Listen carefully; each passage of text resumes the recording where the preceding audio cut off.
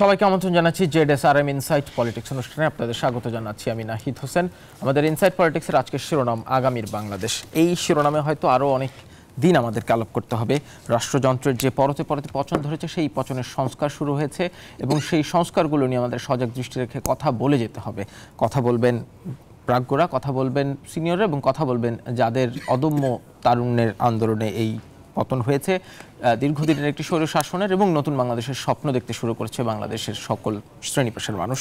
তারাও আমরা আজকে অতিথি হিসেবে আমন্ত্রণ জানিয়েছি। আমার ডান দিকে আছেন অ্যাডভোকেট আবু হেনা রাজ্জাকি, সুপ্রিম কোর্টের আইনজীবী, আপনাকে আমন্ত্রণ জানাচ্ছি। এবং আছেন আয়াতুল্লাহ বেহেশতি, নর্থ সাউথ ইউনিভার্সিটির সমন্বয়ক বৈষম্যবিরোধী ছাত্র আন্দোলনের, আপনাকে আমন্ত্রণ জানাচ্ছি। এবং আছেন মারুফ তাসিম, গ্রিন ইউনিভার্সিটির সমন্বয়ক। আপনাদের তিনজনকেই আমন্ত্রণ জানিয়ে আমি অ্যাডভোকেট রাজ্জাকি আপনার কাছ থেকে শুরু করতে চাই। তরুণরা আন্দোলন কিভাবে কেন করেছে সেটি আমরা দেখেছি। আমরা এখন চাই হচ্ছে সামনের দিকে হেঁটে যেতে, অতীত নিয়ে আর ঘাটাঘাটি না করে আমরা আগামীর বাংলাদেশের পথে এগিয়ে যেতে চাই। সেই বাস্তবতায় দাঁড়িয়ে যদি এই মুহূর্তে অন্তর্বর্তীকালীন সরকারের মূল প্রায়োরিটি কি হওয়া উচিত আপনার দৃষ্টিতে, অ্যাডভোকেট রাজ্জাকি? ধন্যবাদ আপনাকে, ধন্যবাদ নিউজ 24-এর দর্শক শ্রোতা, এবং অনেক বেশি শুভেচ্ছা বা শুভকামনা এই দুজন সমন্বয়ককে, এই আয়াতুল্লাহ এবং মারুফ। এবং আমি নিজেকে অনেকখানি ধন্য মনে করতেছি যে এই সময়ের সাহসী দুজন যোদ্ধা সাথে আমার বসার সুযোগ হইল। এখন সাহসী যোদ্ধা বলা যায়, বীর যোদ্ধা যাই বলি না কেন, সাহসী আবার দুইটা রকম আছে। আমি নিজে সাহসী, কিন্তু জীবন বাজি রাখা সাহসী আমি সেটা দেখলাম এবার এদের ভিতরে। এবং নাহিদ ইসলামের শরীরের টর্চারের ছবি যখন পর্দায় আসছে, you believe it or not, আমি আটকে উঠছি। কিন্তু এটা ওদেরকে উৎসাহিত করছে, মানে আরও বেশি উদ্যমী করছে যে এটার প্রতিশোধ নিতে হবে, বিষয়টি এরকম। এবং আরও বেশি আশ্চর্য ব্যাপার আমার কাছে মনে হয়েছে, একটা দল থেকে দুইটা লোককে মেরে ফেললে সবাই পালায় যায়, কিন্তু এগুলো তারা শক্তিতে রূপান্তরিত করছে। এগুলো মানে বিশাল একটা দর্শন এবং শেখার আছে আমার কাছে মনে হয়।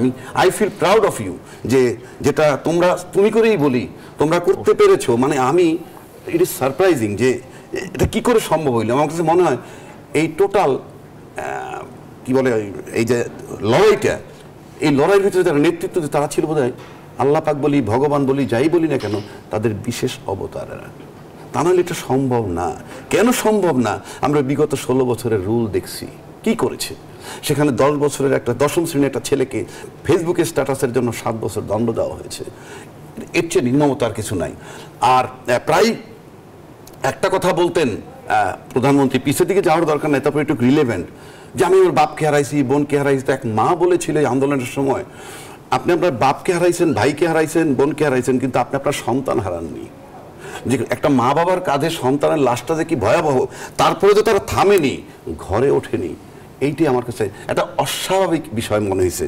এইবার আসেন 1971 সালের যুদ্ধ আমরা যদি ধরি, 1971 সালের যুদ্ধে ভারত আমাদের সাহায্য করছে। সেখানে আমাদের নিরস্ত্র মানুষের, পূর্ব পাকিস্তানের নিরস্ত্র মানুষের উপরে পশ্চিমাদের অস্ত্র উঠছিল, সেটাকে রক্ষা করছে কিন্তু ভারতের অস্ত্র আইসে। কিন্তু এবার এরা যেটা করছে, নিরস্ত্র 18 কোটি মানুষ, সেই নিরস্ত্র 18 কোটি মানুষের মধ্যে পুলিশি যন্ত্র বলেন, আর্মির যন্ত্র বলেন, সব কিছু কিন্তু তাদের বিরুদ্ধে আসছিল। তারা ছিল সব নিরস্ত্র। কিন্তু একটা জিনিস মনে হয়েছে যে নিরস্ত্র সত্যের কাছে অবশেষে সশস্ত্র মিথ্যা পরাজিত হয়েছে। এটা আমার কাছে মানে একটা মারাত্মক ব্যাপার। দুর্দান্ত ইতিহাস তোমরা তৈরি করছো। আর একটা কথা বলি, কেন হয়েছে এইটা? একই সাপ যদি আপনাকে 15 বছর ধরে ছোবল দেয়, টানা 15 বছর ছোবল দিছে, দিতে দিতে কি হয়েছে জানেন?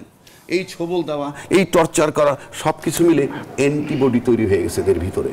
এই অ্যান্টিবডি যখন তৈরি হয়ে যায় তখন আর কিছু থাকে না। এবং ওই শেষ দিনে আমার কাছে মনে হয় ওই দিন যদি 50,000 ডেড বডিও ফালাইতো, ফর এক্সাম্পল ধরেন পুলিশ আর্মি বিট্রে করতো, 50,000 ডেড বডি ফেললেও আমার কাছে মনে হয় সেই লাশের উপর দিয়ে তারা যাইতো। মানে এমন একটা জায়গায় গেছে।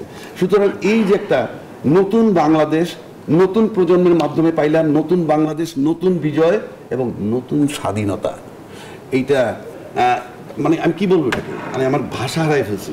তো এইটাকে মানে মারাত্মকভাবে ধরে রাখতে হবে, সামনের দিকে আগায় নিয়ে যেতে হবে, পিছনে ফেরার পথ নাই। এবং পিছনের যে ইতিহাস আমাদের ছিল, মুক্তিযুদ্ধের ইতিহাস, সেই মুক্তিযুদ্ধ আমি খাটো করব না, কিন্তু মুক্তিযুদ্ধের সপক্ষের শক্তি হিসেবে থেকে সে যাচ্ছে তাইভাবে নিজে কুক্ষিগত করে কি করছে, ম্লান করে গেছে মুক্তিযুদ্ধের ইতিহাস। আজকে পাঠ্য বইতে নতুন অধ্যায় ঢুকবে, আমি বলে দিলাম পাঠ্য বইতে নতুন অধ্যায় ঢুকবে, এই যোদ্ধাদের ইতিহাস ঢুকবে এবং ঢোকা উচিত। এবং ইমিডিয়েটলি রাষ্ট্রের উচিত এই সমস্ত বীর সন্তানদেরকে বীর শ্রেষ্ঠ উপাধি দেবে না কি দিবে, তাদেরকে রিমুনারেশন করা উচিত। আজকে নাহিদ আর একজন কি যেন নামটা ভুলে গেছি, দুজনই তারা উপদেষ্টাতে গেছে। অনেকে হয়তো বলে বাচ্চা, তারা উপদেষ্টা হয়েছে, না হইলেও পারতো, আলোচনা সমালোচনা থাকবে, তাদের সামনে একটা সচিব এসে সেলুট দিবে, এই সব কিছু মিলেলে তারাও হয়তো বিব্রত হতে পারে। কিন্তু আমি মনে করি প্রতীক হিসেবে দরকার নাম্বার 1। নাম্বার 2, দেশটাকে সাজাইতে কীভাবে আপনি দেখেন, রাস্তায় পুলিশ নাই, বিচারপতিদের বাসায় বিচারপতিরা নাই। কেন? আপনাদেরকে তো কেউ কিছু বলেনি, কিন্তু আপনারা আপনাদের আমলনামা জানেন, তাই আপনারা বাড়িতে নাই। প্রধান বিচারপতি আজকে পদত্যাগ করছে, এই পদত্যাগটা অনেক লেট হয়েছে, সেটাও দেখলাম শেষ পর্যন্ত ছাত্ররা চাপ দিয়ে করাইলো। কেন আপনি করেন নাই পদত্যাগ? আরো 6 জন, মোট 6 জন বিচারপতি পদত্যাগ করেছে। দেখেন করবে না কেন? এই বিচারপতি তো সেই বিচারপতি যাদের চোখের সামনে 1.25 লক্ষ মামলা হয়েছে, 50 লক্ষ আসামি হয়েছে, কোনো কথা বলেনি, তাদের সুমোটো কথা বলার সুযোগ ছিল। এই বিচারপতিরা সেই বিচারপতি যারা সাগররুনি হত্যা 13 বছরে কিছু হয় নাই, একটা কৈফিয়ত চায় নাই। এই বিচারপতিরা সেই বিচারপতি যারা নাকি নিজের এলাকায় গিয়া আওয়ামী লীগের লোকাল কমিটি গঠন করে। এই বিচারপতিরা সেই বিচারপতি যারা নাকি পেপারে আর্টিকেল লেখে, টোটালটা কুখাদ্য কিন্তু ছাপতে হয়েছে, এবং তার সব আর্টিকেলের মধ্যেই বঙ্গবন্ধু থাকতে হয়েছে। এই বিচারপতি সেই বিচারপতি যারা অফিসিয়ালি বলছে আমরা শপথবদ্ধ রাজনীতিবিদ। It is painful. এবং তারা আর কি বলবো, সুতরাং নতুন বাংলাদেশ গড়তে হবে। পরবর্তী স্টেজে যাই বলি, আমি আবারও তোমাদেরকে স্বাগতম জানাচ্ছি। ধন্যবাদ রাজাকি। আয়াতুল্লাহ, আজকে প্রধান বিচারপতি পদত্যাগ করেছেন, মোট 6 জন বিচারপতি পদত্যাগ করেছেন, এনবিআর এর চেয়ারম্যান পদত্যাগ করেছেন, বাংলাদেশ ব্যাংকের গভর্নর পদত্যাগ করেছেন। মোটামুটি একটা পদত্যাগের হিড়িক লেগে গেছে এই আন্দোলনের পর। যে আপনাদের অর্জিত বিজয়, তারপরে এখন যেটি বলছিলেন ফখরুল রাজাকি, সবাই আসলে আমলনামা জানেন, ফলে যার যার জায়গা থেকে একটা এসকেপিস্ট মেন্টালিটি থেকে তারা এই কাজগুলো করছেন। কিন্তু এই পদত্যাগই কি শেষ? ধন্যবাদ আপনাদেরকে। আসলে পদত্যাগই শেষ না। আমাদের অন্তর্বর্তীকালীন সরকারের সময় আমরা যখন প্রস্তাবনা দিয়েছিলাম, তার মধ্যে অন্যতম ছিল যে বিচার বিভাগীয় স্বাধীনতা নিশ্চিত করা এবং আমাদের শিক্ষা ব্যবস্থা সংস্কার করা। পদত্যাগের বিষয়টি আমার মনে হয় আরও আগেই কার্যকর করা উচিত ছিল, কারণ আপনি জানেন যে আমাদের প্রায় যারা যেসব শিক্ষার্থী আমরা আন্দোলনকারী ছিলাম, এই শেষ মুহূর্তে এসেও তাদের বিরুদ্ধে গ্রেপ্তারি পরোয়ানা জারি হয়েছিল। তাদের উপরে গুলি, টিয়ার শেল, এটা আমাদের হাইকোর্টে রিটও করা হয়েছিল আমাদের শিক্ষার্থীদের পক্ষ থেকে, যাতে গুলি এবং টিয়ারশেল না চলে। পরবর্তীতে সেটা খারিজ করে দেওয়া হয় এবং পরবর্তীতে বলা হয় যে স্পষ্টভাবেই গুলি এবং টিয়ারশেল চলতে পারে। এটা না করে বিচারপতি থেকে আদেশ এটাও আসতে পারতো এই বিষয়টা যাতে হোল্ড অন করা হয় ব্যাপারটা। তো শেষ মুহূর্তে সেটাও খারিজ করে দেওয়ার মাধ্যমে এটা প্রমাণ করে যে ফ্যাসিবাদী সরকার, এই ফ্যাসিস্ট সরকারের জন্য আমাদের বিচারপতিরা কাজ করছিলেন এবং তাদের নিরবিচ্ছিন্ন সহযোগিতার কারণেই ফ্যাসিবাদী সরকারের হাত শক্তিশালী হয়েছিল। তাদের নিরবিচ্ছিন্ন সহযোগিতার কারণে সাগররুনির হত্যাকাণ্ড আজকে 15 থেকে 16 বছর পরেও আমরা প্রায় 100 বারের অধিক সময় তাদের শুনানি পেছানো হয়েছে। $93 বিলিয়ন বাইরে পাচার হয়ে গিয়েছে। তো এই ক্ষেত্রে বিচারপতির বর্তমান যে ভূমিকা, বর্তমান বিচারপতি পদত্যাগের মাধ্যমে আমরা যদিও সেটা আলটিমেটামের মাধ্যমে তাদেরকে, বল প্রয়োগের মাধ্যমে তাদেরকে পদত্যাগ করিয়েছি, এটা স্পষ্টতই দুঃখজনক যে তারা এখন পর্যন্ত তাদের ভুল সেভাবে স্বীকার করতে পারেনি। কাজেই স্পষ্টভাবে আমরা এটা বিচার নিশ্চিত করব এই সকল বিচারপতির দ্বারা যারা নিগৃহীত হয়েছিল, যারা তাদের ন্যায় বিচার ফিরে পায়নি এবং যারা এর মাধ্যমে ক্ষতিগ্রস্ত হয়েছিল, যারা মৃত্যুবরণ করেছিল, যাদের রায়ের উপর ভিত্তি করে আমাদের রাজপথ রক্তে রঙিন হয়েছিল, আমরা অবশ্যই এদেরকেও স্বাধীন বিচার বিভাগীয় তদন্তের আওতায় এনে বিচার করব। প্রক্রিয়াটা কি আপনার খুব সহজ মনে হয়? মানে জঞ্জালের আয়তন এত বেশি, এই প্রক্রিয়াটা কি খুব সহজ মনে হয় আপনার কাছে, কিংবা সময়ের বিবেচনাও কি খুব দ্রুত এটি করা সম্ভব? না, আসলে প্রক্রিয়াটি সহজ নয়, কোনো কাজই আসলে সহজ নয়। আমি আমার দীর্ঘ 16 বছরের যে স্বৈরাচারী শাসন ব্যবস্থা, এর মাধ্যমে যেই এতদিনের যে ট্রেন্ড, যেখানে নেপোটিজম ছিল এবং আমাদের প্রাইম মিনিস্টার যিনি ছিলেন তিনি প্রত্যেকটি সেক্টরে তার নিজের যারা আত্মীয় ছিলেন তাদেরকে অধিষ্ঠিত করেছিলেন যাতে যে কোনো ধরনের অপকর্ম বা কুকর্ম যে কোনোভাবেই তারা হচ্ছে এটাকে সেফ দিয়ে রাখতে পারেন। তো এই ঘুণে ধরা এই জঞ্জাল সমাজে যদি আমি এখন এটাকে সংস্কার করতে চাই বা আমরা যেটা বলেছি বৈষম্য থেকে মুক্ত করতে চাচ্ছি, সেটা অবশ্যই সহজ হবে না। সর্বস্তরের জনগণের সাহায্য এবং সহযোগিতা কেমন হবে, সেখানে শিক্ষাজীবী থেকে শুরু করে বুদ্ধিজীবী মহল থেকে শুরু করে আইনজীবী থেকে শুরু করে সবার সহযোগিতা দরকার হবে। আর আমরা শিক্ষার্থীরা দেখিয়ে দিয়েছি আমরা পারবো, আমরা এত বড় একটা গণ অভ্যুত্থান ঘটিয়েছি, তো কাজেই আমরা অবশ্যই এটাকে আমরা আমাদের তৎকালীন সময় থেকে স্পষ্টভাবেই আমরা এটাকে অ্যাকাউন্টিংয়ে নিয়েই আমরা সামনে এগিয়েছি। এটা আমাদের যে স্বৈরাচার সরকার পতন, এটা শুধুমাত্র ফেজ 1, আরও অনেক দূর আমরা যাব এবং সেই ক্ষেত্রে আমরা দৃঢ় প্রতিবাদবদ্ধ এবং আমরা যে কোনো উপায়ে আমাদের যে বিষয়গুলো ছিল এগুলো আমরা বাস্তবায়ন করে ছাড়বো ইনশাল্লাহ। এই পথ চলাতেও যদি কোথাও কোনো গলদ দেখেন, আপনারা কি সেই সমান শক্তি নিয়ে মাঠে থাকবেন? আমরা সাধারণ ছাত্র সমাজের আমাদের অন্যতম শক্তি, আমরা ছাত্র, আমরা জনতা, আমরা আমাদের সর্বস্তরের সাধারণ মানুষ, এটাই হচ্ছে আমাদের অন্যতম শক্তি। এবং আমাদের প্রাণ শক্তির অন্যতম আধার হলো আমাদের নৈতিকতা, আমাদের সংগ্রাম এবং আমাদের স্পিরিট এবং স্পৃহা। তো কাজেই আমরা মনে করি কেউ আমাদের দাবায় রাখতে পারবে না এবং আমরা আমাদের অভিষ্ট লক্ষ্যে পৌঁছে ছাড়বো ইনশাল্লাহ। অলরেডি আমরা আমাদের জায়গা থেকে আমরা যেই অন্তর্বর্তীকালীন সরকার যে রূপরেখা গঠন করেছি এবং বাস্তবায়ন করেছি এবং আমাদের অলরেডি কার্যকর হচ্ছে অনেকগুলো বিষয় এবং আমরা আজকে আমাদের বিচারপতির পদত্যাগের মাধ্যমে আমরা স্বাধীন বিচার ব্যবস্থা নিশ্চিতের লক্ষ্যে কাজ করছি। তো আমরা অবশ্যই বিশ্বাস করি আমাদের তরুণ শক্তি, যে আমাদের এই যুব সমাজ, এই ছাত্র সমাজ সবাই একত্রিত হয়ে আমরা এই বিষয়গুলোকে আমরা মোকাবেলা করবো এবং আমরা সামনে এগিয়ে যাবো এবং আমরা আমাদের অভিষ্ট লক্ষ্যে পৌঁছাবো ইনশাল্লাহ। ধন্যবাদ। মারুফ তাহসিন, আপনারা বারবারই বলছেন, আজকে প্রধান উপদেষ্টা ডক্টর মোহাম্মদ ইউনূসও একবার তার বক্তৃতায় বলেছেন, কথা বলতে গিয়ে বেগম রোকেয়া বিশ্ববিদ্যালয়ে, যেন এই বিজয় যেন কোনো ক্রমেই হাতছাড়া হয়ে না যায়। এই সংখ্যাটা বারবারই উঠে আসছে, বারবার বলা হচ্ছে যে এক স্বৈরশাসকের বদলে আরেক স্বৈরশাসক না, কেউ না কেউ তো ওই বাংলায় যে খনার বচন ঘর পোড়ার মধ্যে আলু পোড়া খাওয়া, সেটির চেষ্টা করবেন, হিউম্যান নেচার, সেইটা ঠেকানোর জন্য আপনাদের সতর্কতা কেমন? অসংখ্য ধন্যবাদ সুযোগ দেওয়ার জন্য।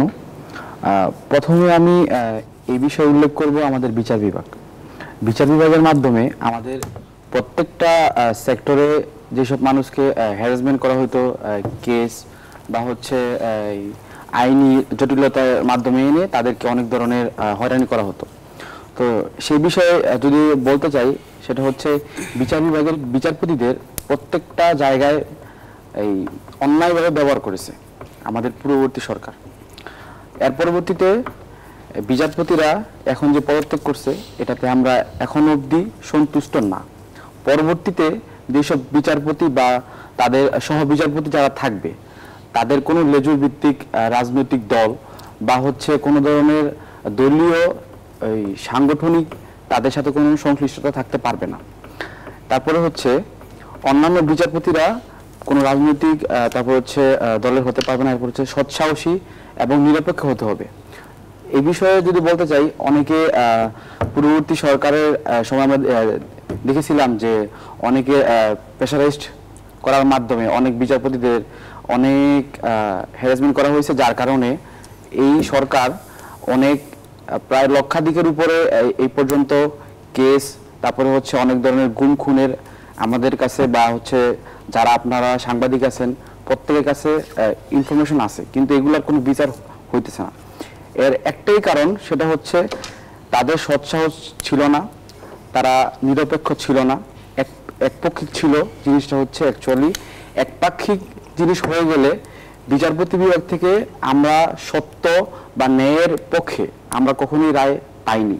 যেটা আয়াতুল্লাহ ভাই একটু আগে বলেছিল যে আমাদের উপরে যখন মতিন স্যার এই ব্যাপারে সব লয়ার স্যারদেরকে নিয়ে আপিল করেছিল যেন আমাদের উপরে গুম খুন তারপরে হচ্ছে হামলার বিষয়টা যেন সুপ্রিম কোর্ট থেকে নিষেধাজ্ঞার বিষয় বলা হয়, সেটাকে সেই বিষয়ে দেখা গেছে যে যেই দিন রিট দিবে এটাকে অনেকবার তাদেরকে প্রেশারাইজড করার মাধ্যমে বিচারপতিদের অনেক ঘুরানো হয়। পরবর্তীতে বিচার বিভাগের বিষয়টা আমার মনে হয় আয়াতুল্লাহ খুব বিস্তারিতই বলেছে। আমি যেটি জানতে চাচ্ছিলাম যে এই সংখ্যাটি যেটি কাজ করছে আপনাদের মনে, যে এই বিজয়ে ছিনিয়ে নেওয়ার চেষ্টা হতে পারে, সেটার জন্য আপনাদের সতর্কতা কতটা? সেটার পিছনে মানে এক স্বৈরশাসকের বদলে আরেক স্বৈরশাসক আসার চেষ্টা, কিংবা সেই পুরনো ধ্যান ধারণার রাজনীতি আবার জেকে বসা এই দেশের উপর, সেই জায়গা থেকে ঠেকানোর আপনাদের সতর্কতা কেমন? সেই বিষয় হচ্ছে প্রথমতই মেনশন করব, এই 2024 সালে যে আমাদের বৈষম্য বিরোধী ছাত্র সমাজের আন্দোলন, আমরা কখনোই কোনো ফেসিবাদী সরকারকে অ্যালাউ করব না। এটা যদি তাদের কোনো সরকার, পরবর্তী সরকার যে সরকার আসবে, তাদের যদি মনে না থাকে এইসব বিষয়, তাহলে আমরা সবসময় এই ছাত্র সমাজ প্রস্তুত থাকবো যেন যে ফেসিবাদী সরকার আসবে ইন ফিউচার তাদের বিরুদ্ধে লড়াই করার জন্য।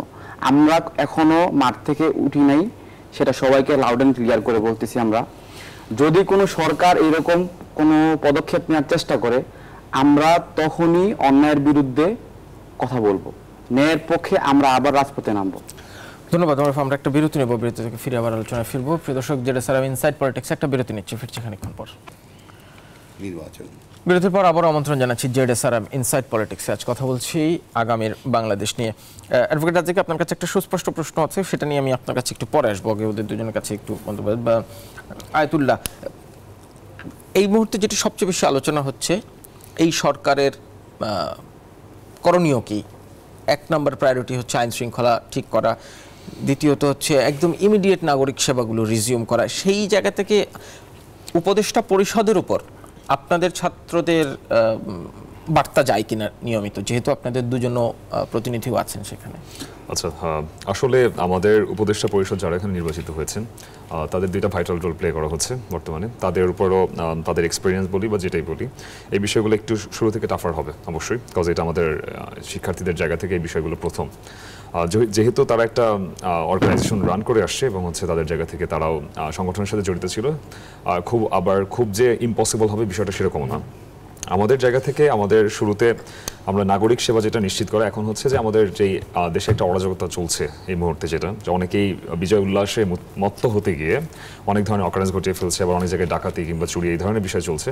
তো সেই ক্ষেত্রে প্রথমে আমরা এই বিষয়টাকে প্রিভেন্ট করার চেষ্টা করছি, যেহেতু এখন ল অ্যান্ড অর্ডার ফল করেছে আমাদের কান্ট্রিতে, এবং হচ্ছে এটাকে আমরা রেস্ট্রেইন করার ট্রাই করছি। তো এই জায়গাতে প্রথম বিষয়টা হচ্ছে এটা, এবং সেখানে আমরা আমাদের নিজস্ব যে টিমগুলো রয়েছে, এটা হচ্ছে প্রশাসনিকভাবে না বা হচ্ছে কোনো গভর্নমেন্টাল সিস্টেম অনুযায়ী না, আমরা নিজস্বভাবে আমাদের সাংগঠনিক জায়গা থেকে যে টিমগুলো রয়েছে, সেল গঠন করে প্রত্যেকটা জায়গার মসজিদগুলো থেকে মাইক অ্যানাউন্স করে আমরা কাজগুলো করার চেষ্টা করছি, এবং সেখানে সবাইকে সংগঠিত করে পাহারার ব্যবস্থা করছি, যাতে কোনো ধরনের ভ্যান্ডালাইজ না হয়, তারপর ধর্মীয় দাঙ্গা যাতে ছড়িয়ে পড়তে না পারে, এবং যারা সংখ্যালঘু গোষ্ঠী রয়েছেন তাদের নিরাপত্তা নিশ্চিত করার চেষ্টা করছি প্রথমত। আর দ্বিতীয়ত হচ্ছে আমাদের যেহেতু একটা মোটামুটি একটা শিক্ষাবিরতি লম্বা সময় পড়েছে, আসলে আমি লম্বা সময় যদি না বলি একটা লং টার্ম বলতে পারবো, বিকজ শিক্ষা ব্যবস্থাকে ধ্বংস করার জন্য একটা প্রক্রিয়া স্টার্ট করেছিল, যেটা আমরা খেয়াল করেছি যে এটা সব থেকে এইবারে যে শিক্ষা, গতবারের যে শিক্ষা সরকার ফল করার আগ পর্যন্ত যে শিক্ষা ব্যবস্থা প্রণয়ন করা হয়েছিল নতুনভাবে, সেটা ছিল আমার মনে হয় সব থেকে নিকৃষ্ট শিক্ষা ব্যবস্থা আমার কাছে যেটা মনে হয়েছিল।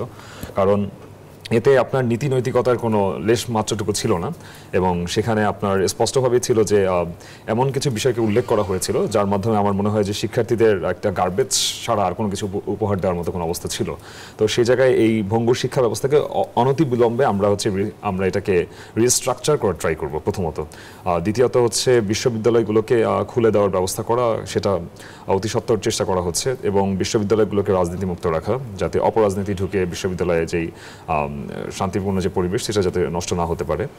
আর ব্রিটিশ এডুকেশন সিস্টেম অনুযায়ী যেভাবে আমাদের এডুকেশন সিস্টেম রান করছিল, এটা দীর্ঘ একটা ঔপনিবেশিক সিস্টেম অনুযায়ী আমরা রান করছি, যেটা আমার কাছে মনে হচ্ছিল যে হয়তোবা আমাদের কান্ট্রিতে এই সিস্টেম অনুযায়ী বিষয়টা রান করা বোধহয় ফলপ্রসূ হচ্ছে না।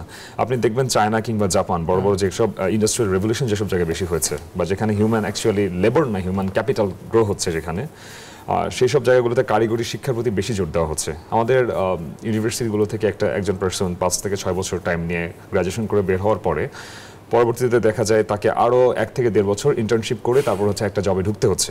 এই যে লং টার্ম একটা প্রসেস, এর মাধ্যমে টাইম যে ওয়েস্ট হচ্ছে, প্লাস হচ্ছে আমরা যে এমপ্লয়াবিলিটি রেটের জায়গায় পিছিয়ে যাচ্ছি, আমরা আসলে হিউম্যান লেবার তৈরি করছি বাট নট ক্যাপিটাল অ্যাকচুয়ালি। এই জায়গাগুলোতে এমনভাবে এডুকেশন সিস্টেমকে বিন্যস্ত করতে হবে যার কারণে আমরা এই সিস্টেমটাকে আমরা ওভাবে রিস্টেইন করতে পারি যে আমাদের হিউম্যান ক্যাপিটাল তৈরি হয়, যে আমরা লেবার দেবো না, আমরা হিউম্যান ক্যাপিটাল করবো।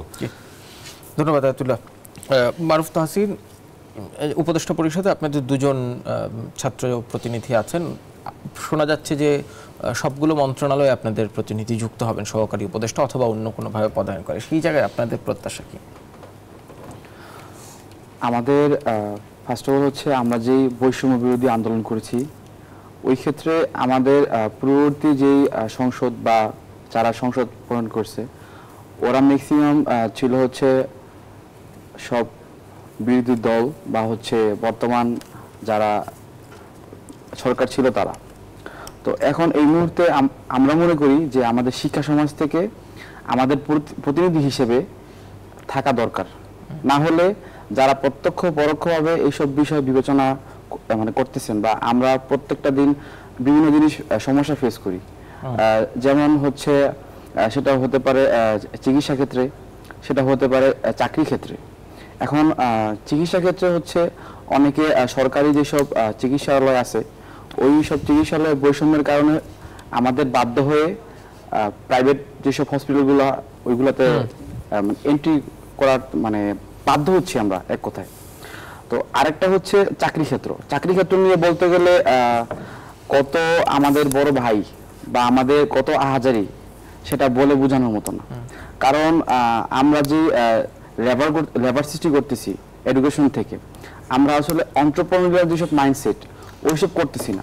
যেমন হচ্ছে একটা আমেরিকান বলেন বা হচ্ছে জাপান বলেন, চীন বলেন, ওরা এডুকেশন সিস্টেমে সাধারণত এন্টারপ্রেনিউরিয়াল মাইন্ডসেট সেট করে, কিন্তু আমরা ওইসব না করার কারণে শিক্ষা ব্যবস্থায় অব্যবস্থাপনার কারণে যেই শিক্ষা থেকে যারা হচ্ছে গ্রাজুয়েশন কমপ্লিট করতেছে তারপরেও চাকরি পাচ্ছে না।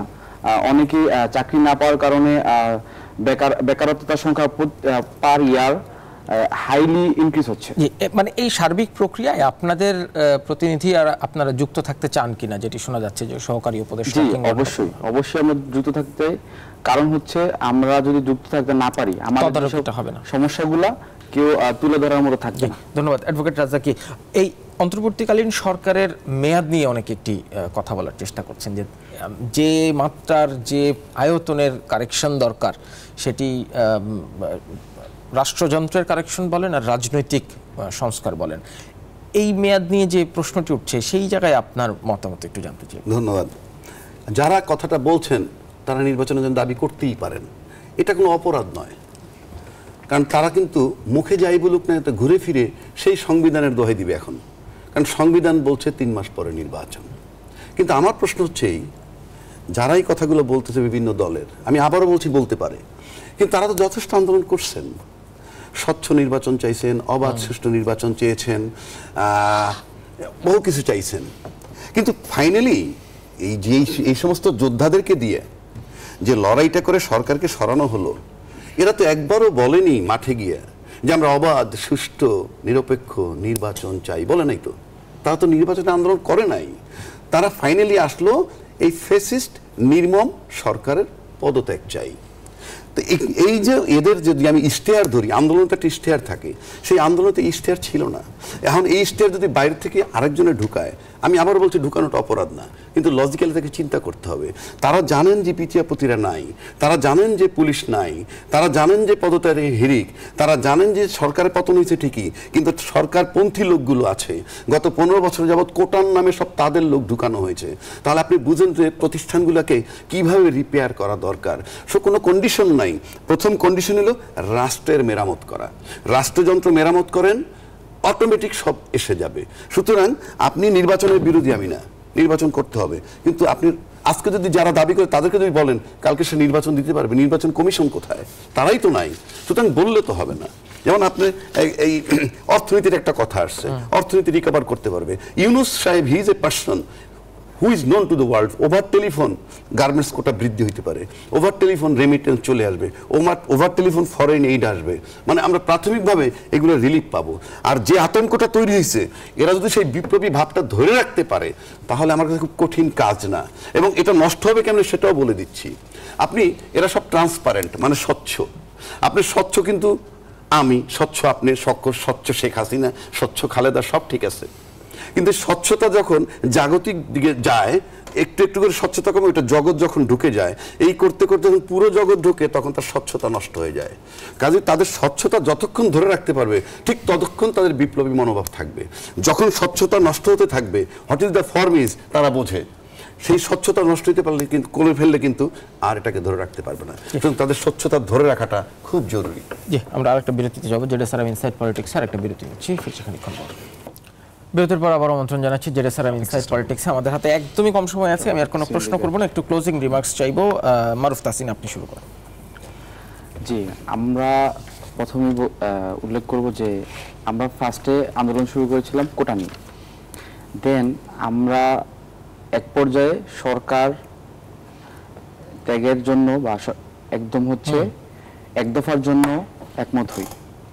তো এর পরবর্তীতে আমরা যেটা এখন চাই, সংস্কারের যেই দেশ, পরবর্তী ভবিষ্যতে বাংলাদেশ, ওই ক্ষেত্রে কিছু সাংবিধানিক পরিবর্তন অবশ্যই দরকার।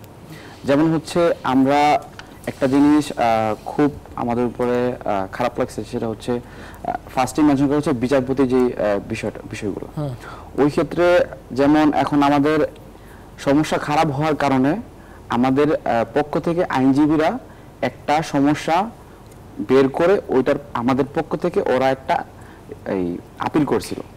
এইরকম কিছু সাংবিধানিক চেঞ্জ, যেমন হচ্ছে আমাদের উপরে আমরা যদি কোনো সরকার যদি আমাদের বিপক্ষে যায়, একদম গণতন্ত্রের বিপক্ষে, আমরা যেহেতু গণতান্ত্রিক দেশ, ওইটার বিপক্ষে গেলে আমরা যেন কথা বলতে পারি, জনসাধারণ, সেটা হচ্ছে স্টুডেন্ট হোক বা জনসাধারণ যে কোনো মানুষ হোক, একটা রিক্সা চালক হতে পারে, মানে সবার গণতান্ত্রিক সুরক্ষা আপনি চান। অনেক ধন্যবাদ আয়াতুল্লাহ বেহেশতি। মানে আমাদের আন্দোলনটা টোটালি যেভাবে শুরু হয়েছিল, যে ছাত্র সমাজের কোনো নির্দিষ্ট, আমরা লাস্টে যেটা বলেছি এক দফা এক দাবি, স্বৈরাচারের পদত্যাগ চাই। তো এখানে আমাদের এই মুভমেন্টের মানে এই না যে কোনো নির্দিষ্ট দলের ক্ষমতায়নকে আমরা আসলে চাচ্ছি। আমরা যেটা চাচ্ছিলাম যে সাধারণভাবে যেই ফ্যাসিস্ট সরকার ছিল, দীর্ঘ 16 বছর যাবত তারা স্টে করেছে, এর পরবর্তীতে আমরা একটা অন্তর্বর্তীকালীন সরকার গঠন করি, এবং হচ্ছে সরকার গঠনের মেইন আমাদের মোটিভটাই হচ্ছে বিচার বিভাগীয় স্বাধীনতা নিশ্চিত করা। এই একটা পয়েন্ট থেকে আরো অনেকগুলো বিষয় যুক্ত হতে পারে, কজ এই জায়গাটা যদি আমরা স্পষ্টভাবে ঠিক করতে পারি, জাস্ট এই একটা জায়গা, আমার মনে হয় যে বাকি সব ধরনের সমস্যার সমাধান হবে। এবং এটা পরবর্তী যে নির্বাচনকালীন সরকার যখন গঠন হবে তখন এই বিষয়টা ইফেক্ট করবে, কজ আমাদের ওই জায়গাগুলোতে স্পষ্টভাবে যে দলীয় বা লেজর ভিত্তিক রাজনীতির সময় যে দাঙ্গাগুলো সৃষ্টি হয় এবং সাধারণ জনমানুষের ক্ষেত্রে যেই অরাজকতা এবং হচ্ছে যে ধরনের অস্বস্তি সৃষ্টি হয়, তারা ঠিকভাবে ভোট দিতে পারে না, তাদের স্বাধীনতা থাকে না। তো এই বিষয়গুলোকে নিশ্চিত করতে পারলে আমার মনে হয় পরবর্তী যে নির্বাচনকালীন সরকার আসবে তারাও হচ্ছে স্পষ্টভাবে এই বিষয়গুলোকে মেনে নিতে পারবে, এবং হচ্ছে তারা কোনো ধরনের অবাঞ্ছিত বা অন্য ধরনের কোনো কাজ করতে পারবে না যার মাধ্যমে আমাদের জনগণের ইচ্ছার বা আকাঙ্ক্ষার প্রতিফলন ঘটবে না। মানে জনগণের বিরুদ্ধে গিয়ে কোনো রকম সিদ্ধান্ত কেউ নিতে পারবে না, সেরকম একটা সংস্কারই হবে। ধন্যবাদ আপনাকে, অ্যাডভোকেট আবু হেনা রাজ্জাকি। না, আমি যে বিষয়টা বলতে চাই, যেহেতু নির্বাচন একটা বিষয় অলরেডি আইসে গেছে, সবাই নির্বাচন চাবে, এটা খুবই স্বাভাবিক। কিন্তু আমরা গত 16 বছরের যে নির্বাচনটা দেখলাম, নির্বাচন মানেই কিন্তু একটা গণতান্ত্রিক ভোটের নির্বাচন হইতে, এই বিতর্কে যাচ্ছি না, কিন্তু একটা সরকার থাকবে, একটা বিরোধী দল থাকবে। কেমন সরকার ছিল, কেমন বিরোধী দল ছিল আমরা জানি। বিরোধী দল বলতে কিছু ছিল না, বিরোধী দলের সাথে কোনো বিরোধ ছিল না, তাদের বিরোধ ছিল বিএনপির সাথে, যারা ক্ষমতায় ছিল না। তো আমরা এই যে সরকারটা আছে, অনেকে বলে এরা কতদিন থাকবে, এদের তো বিরোধী দল নাই, বাট আমি ব্যক্তিগতভাবে মনে করি বিরোধী দল আছে। কে? নাম্বার ওয়ান, তারা যে কমিটমেন্ট নিয়ে আসছে সেটাই তাদের বিরোধী দল প্রথমত। দ্বিতীয় বিরোধী দল হচ্ছে 18 কোটি লোক। আর তৃতীয় বিরোধী দল হচ্ছে কথা বলার স্বাধীনতা যেটা দিবে, সেটা যদি এক বিন্দু বন্ধ করে, তাহলে আমি মনে করব যে বিরোধী দলের উপরে হাত দিচ্ছে।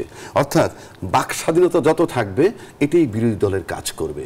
এবং আমরা এই সরকার আসছে বলে যে তাকে মাথায় তুলে রাখবো তাও না, এবং আমরা কট্টর সমালোচনা করেই যাব, যেটাকে তারা অ্যাকসেপ্ট করে তারা সামনের দিকে প্রপারলি যেতে পারবে, দেশটাকে সুন্দরভাবে এগিয়ে নিয়ে গণতান্ত্রিক জায়গাটায় ফেরত দিতে পারবে বলে আমি মনে করি। আর সে লক্ষ্যে রাষ্ট্রের সংস্কার বলতে যা বোঝায় সেগুলো খুবই জরুরি। তার ভিতরে বিচার বিভাগ আর প্রশাসন, আইন শৃঙ্খলা ম্যান্ডেটরি, এটা করতে হবে খুব জরুরি ভিত্তিতে, যেটা গণতন্ত্রের সাথে মারাত্মকভাবে সম্পর্কিত।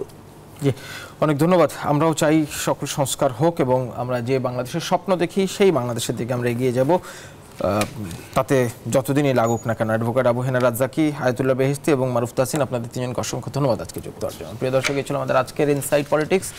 দেখা হবে অন্য পর্বে অন্য অতিথির সাথে। ধন্যবাদ সবাইকে, সাথে থাকুন।